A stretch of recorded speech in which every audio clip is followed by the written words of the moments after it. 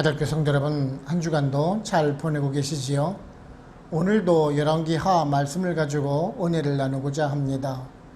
지난주에는 이 엘리사 선지자 그 생도의 가족이 빚으로 말미암아서 아들이 종으로 팔려가게 되는 것을 돕기 위해서 기름이 많아지게 하고 그 기름을 팔아서 빚을 갚게 하는 것을 살펴보았습니다.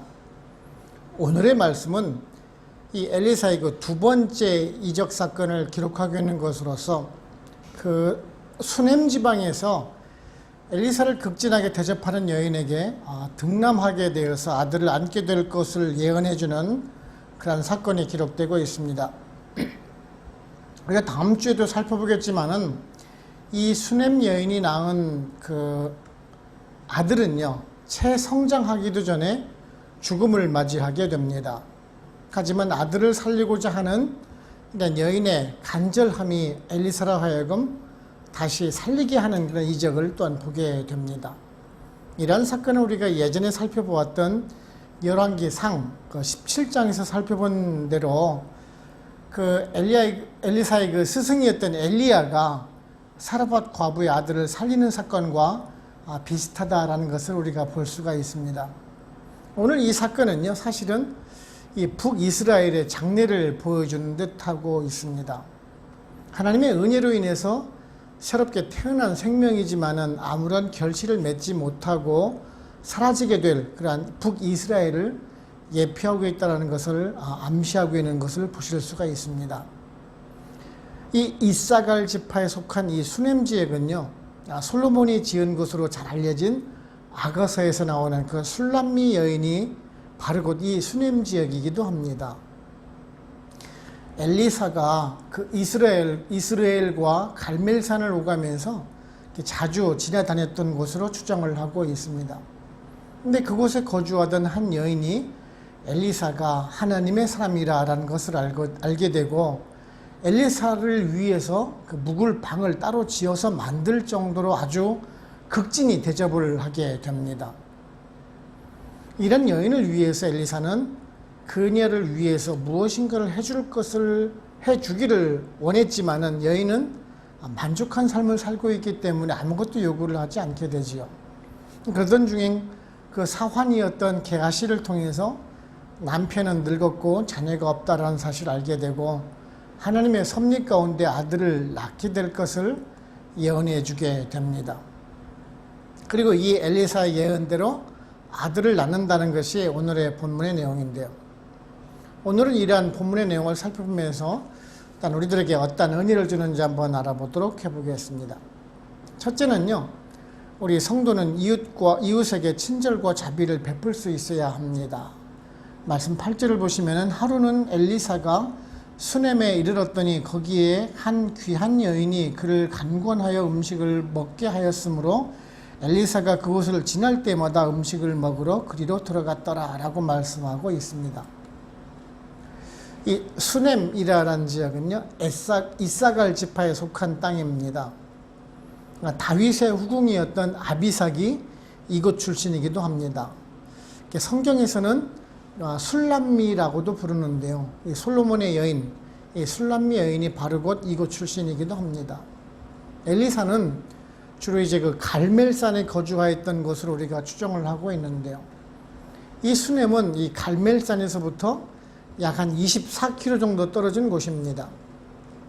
사마리아와 갈멜산으로 오가는 도중에 있는 곳으로 이곳을 아주 자주 지나다닌 듯 합니다. 근데 오늘 말씀을 보시면은 귀한 여인이라고 표현을 하고 있는데요. 아마도 이곳 수넴 지역에서 부유하고 사회적으로도 유력한 집안의 여인이라는 의미일 것입니다. 근데 자주 이곳을 지나다니던 엘리사를 보게 된 것입니다. 그래서 이제 남편에게 말을 하고 이 사람이 하나님의 사람이니까 잘 대접을 하자라고 합니다. 그리고 이제 담 위에다가 작은 방 하나를 만들고 집기비품을 넣어서 불편함이 없도록 했다라는 것을 알 수가 있습니다. 이 수넴 여인은 엘리사에게 간권하여 음식을 대접했다라고 기록을 하고 있는데요. 이 간권하다라는 말은요, 아주 강하게 권하였다라는 말입니다. 그래서 엘리사가 이곳을 지날 때마다 자주 쉬어가곤 했던 것입니다. 당시 이런 나그네에게 음식을 대접하고 쉬게 하는 그 관습은 오래전부터 내려오던 것입니다. 고대 샘족의 관습에서도 이런 것들을 볼 수가 있기도 합니다. 창세기 18장을 보시게 되면은 아브라함은 부지 중에 하나님의 사람을 대접했다라고 기록을 하고 있는 것을 보게 됩니다. 그러자 그 하나님의 사람이 아브라함에게 말을 하지요. 내 아내가 네 아내 사라가 어디에 있느냐? 내년 이맘때에 사라에게 아들이 있을 것이다 라고 말을 해주지요. 그런데 결국 그 예언의 말씀대로 아들을 낳게 되죠. 그 아들이 바로 곧 이삭입니다. 바로 이런 것처럼 지금 수넴 여인 역시 하나님의 사람에게 친절을 베푼 결과 아들을 얻게 되는 그런 복을 얻게 됩니다. 이런 것은 이 성도의 친절의 그 상급의 친절은 그 상급이 따른다는 것을 보여주고 있는 것입니다. 성경 마태복음 10장 42절에도 이렇게 말씀을 하고 있습니다.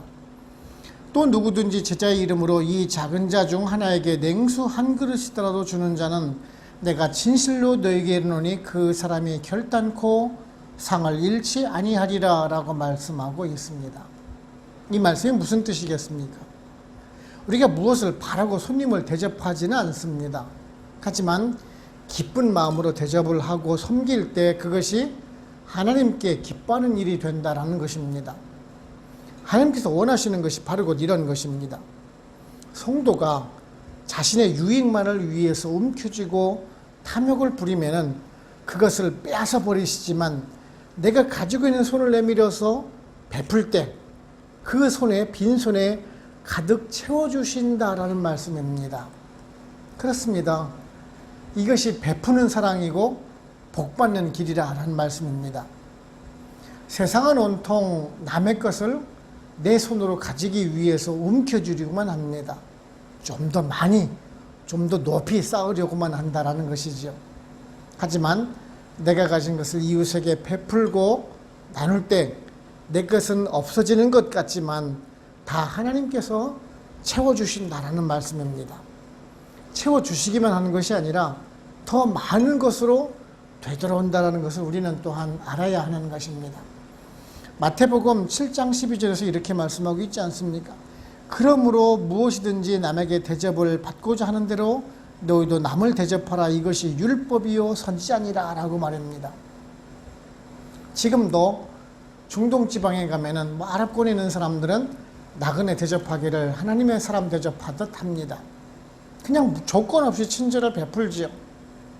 그것은 하나님께 복을 받기 위해서가 아니라 그냥 습관처럼 되어버렸습니다. 이웃에게 친절을 베푸는 것은 겉으로 보기에 다른 사람을 위하는 것인지는 몰라도 알고 보면은 결국 자기를 위한 것임을 또한 우리는 잊지 말아야 하는 것입니다. 친절은요, 자기 외에 이웃에게도 유익이 된다라는 말씀입니다. 그러게 우리 성도님들은 이런 사실을 기억하시고 언제나 이웃과 함께 더불어 살아간다는 마음을 가지고 늘 이웃을 섬기며 사랑으로 대하심으로 말미암아 하나님 주시는 복을 받아 누려가실 수 있는 여러분들 되시기를 바랍니다. 둘째는요, 하나님이 성도를 부르시면 은혜를 주시기 위함입니다. 말씀 13절을 보시게 되면은 엘리사가 자기 사원에게 이르되 너는 그에게 이르라. 내가 이같이 우리를 위하여 세심한 배려를 하는도다. 내가 너를 위하여 무엇을 하랴? 왕에게나 사령관에게 무슨 구할 것이 있느냐 하니 그 여인이 이르되 나는 내 백성 중에 거주하나이다 하니라 라고 말씀하고 있습니다. 엘리사가 사환인 이 게하시를 부르지요. 이 사환 그 게하시에 대해서 성경에 따로 기록된 것이 없어서 어떻게 엘리사의 그 사환이 되었는지는 우리는 알 수는 없습니다. 하지만 이제 이 사환을 통해서 수넴 여인을 부르게 됩니다. 그리고 여인에게 묻죠. 내가 나를 위해서 세심하게 배려를 해주었는데 내가 보답을 하려고 하는데 무엇을 원하느냐라고 묻게 됩니다. 그러면서 왕에게나 사령관에게 무슨 구할 것이 있느냐라고 묻지요. 이런 것을 보게 되면 엘리사가 당시 북이스라엘에서 상당한 영향력을 미치고 있는 사람이라는 것을 알게 됩니다. 본래 엘리사는 이 12마리의 그 소를 결의를 앞세워서 밭을 갈던 사람입니다. 그만큼 부유하고 영향력이 있던 사람이라는 말이지요.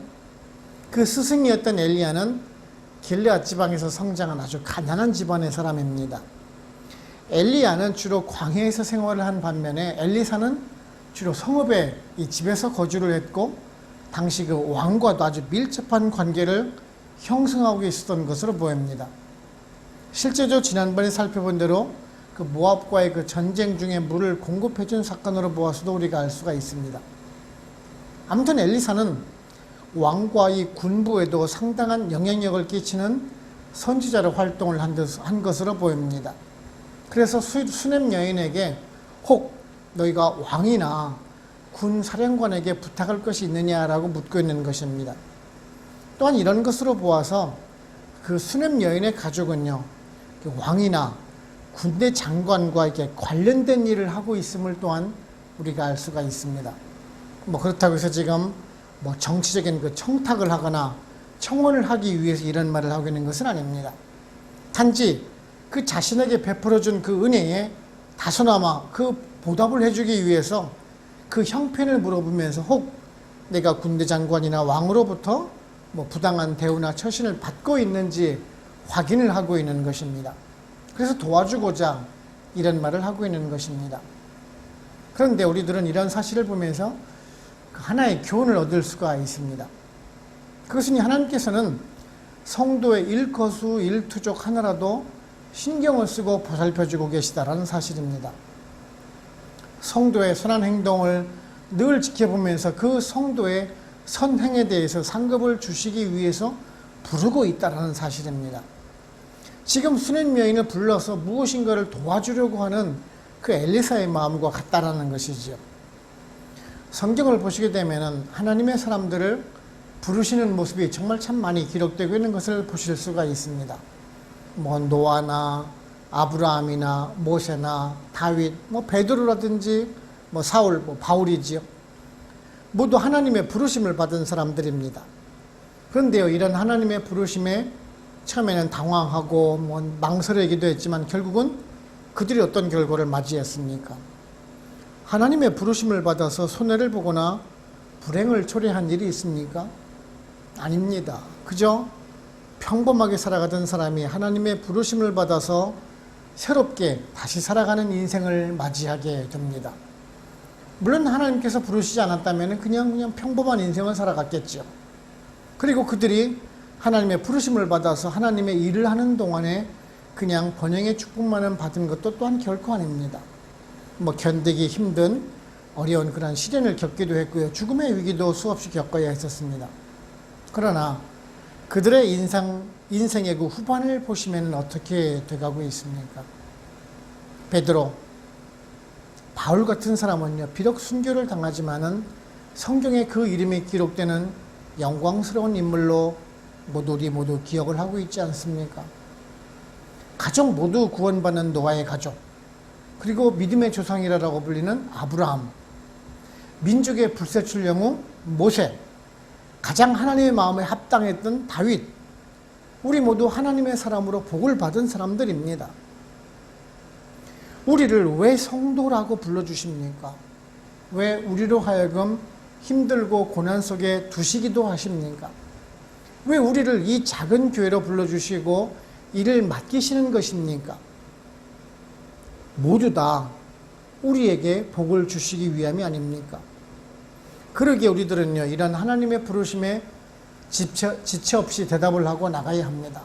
그 길이 비록 힘들고 어려운 고난의 길이라 할지라도 결국은 승리케 하시고 복을 주시는 길임을 믿으시고 하나님의 부르심에 아멘 하고 순종하면서 나가실 수 있는 우리 모두가 되기를 원하는 것입니다. 세 번째는요, 겸손히 하나님의 은총을 받는 지름길이라는 사실입니다. 말씀 15절을 보시면 이르되 다시 부르라 하여 부르매 여인이 문 앞에 서니라 라고 말씀하고 있습니다. 수넴 여인이 엘리사의 부름을 받고 다시 엘리사에게 나오고 있는 모습입니다. 12절 13절에서 엘리사는 그 수넴 여인을 불러서 도와줄 것이 없는지 한번 물어보았습니다.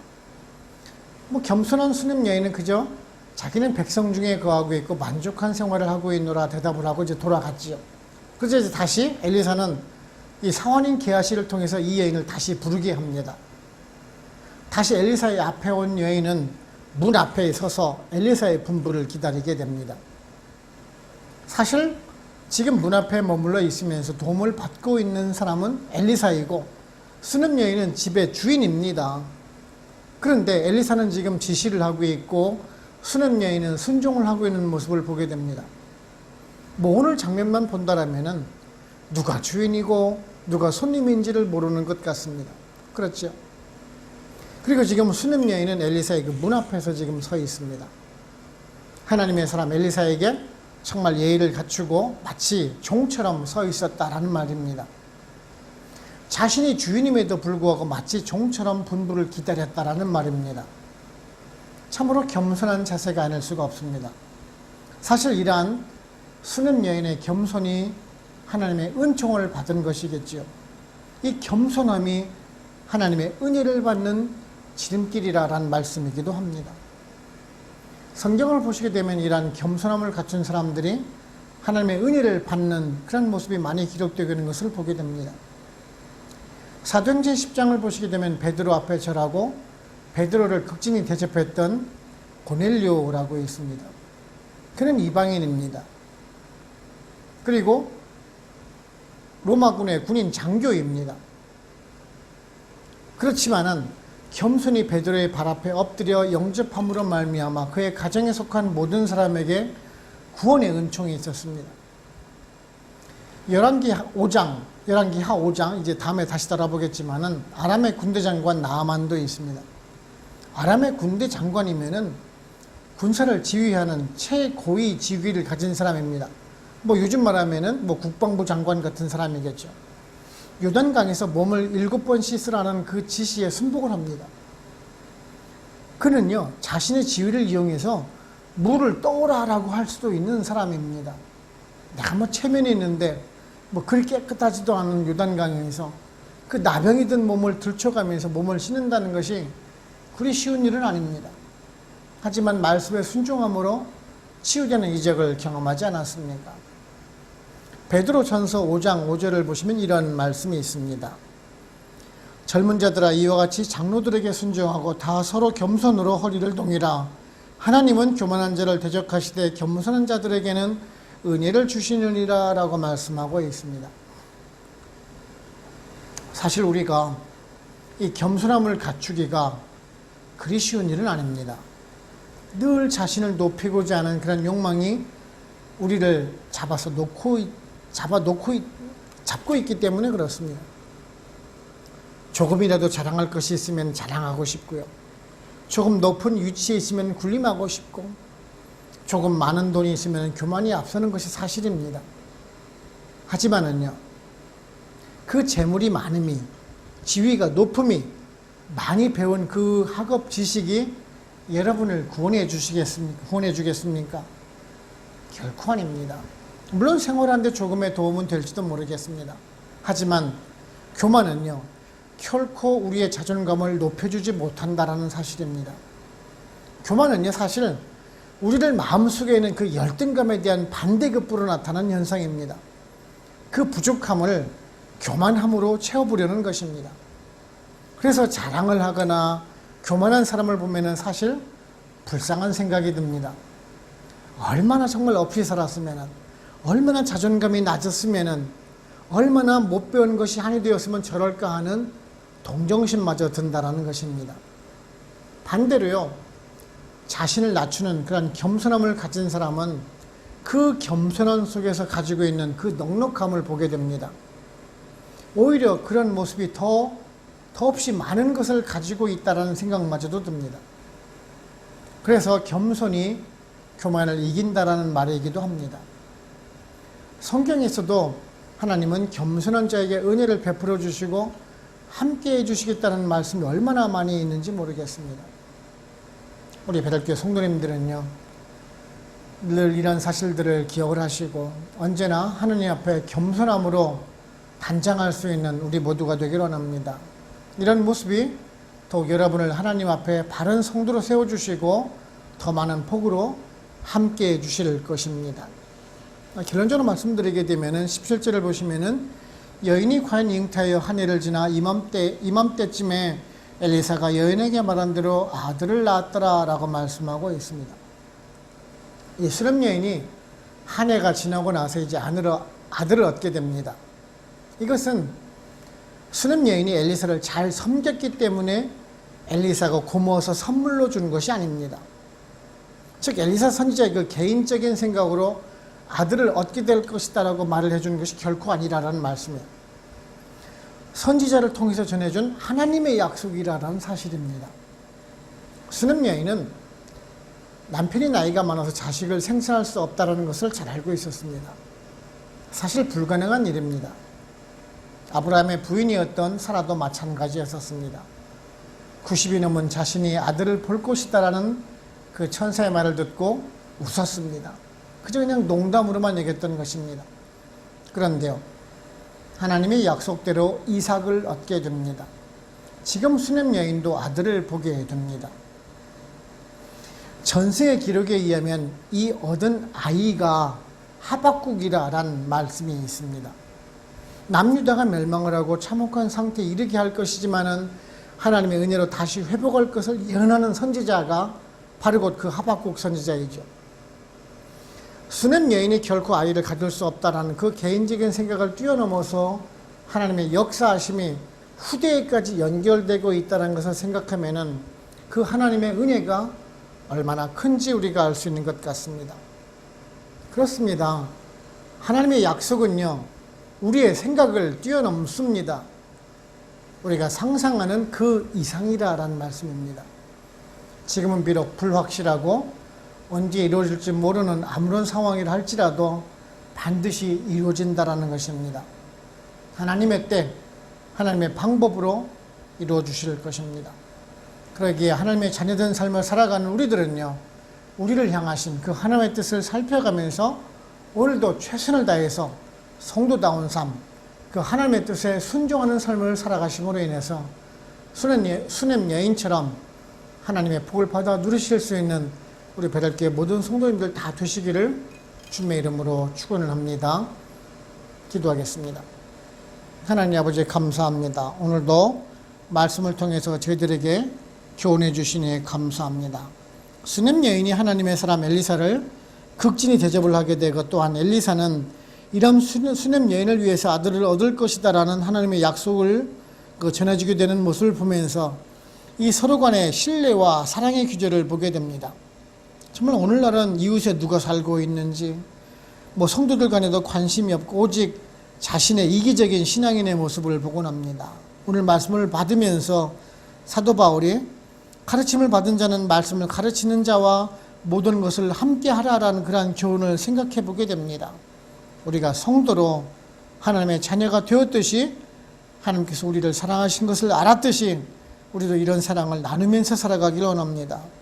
세상 속에서 선한 영향력을 끼치며 세상 속에서 빛과 소금으로 살아가는 우리 베델교회 모든 성도님들 다 될 수 있도록 성령님 인도하여 주시옵소서.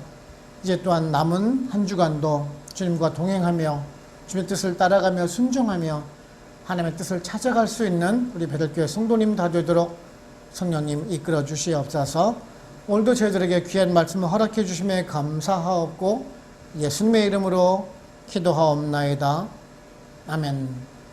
축들을 마칩니다. 지금은 우리를 구원하시는 예수 그리스도의 은혜와 하나님 아버지의 크고 크신 사랑하심과 성령님의 인도하시고 역사하시고 우리와 같이 교통하심이 베델 한인교회 모든 성도님들과 그들의 가정과 직장 사업체 그리고 선교지와 베델교회 위에 지금으로부터 영원토록 함께 없시기를 간절히 축원하옵나이다. 아멘.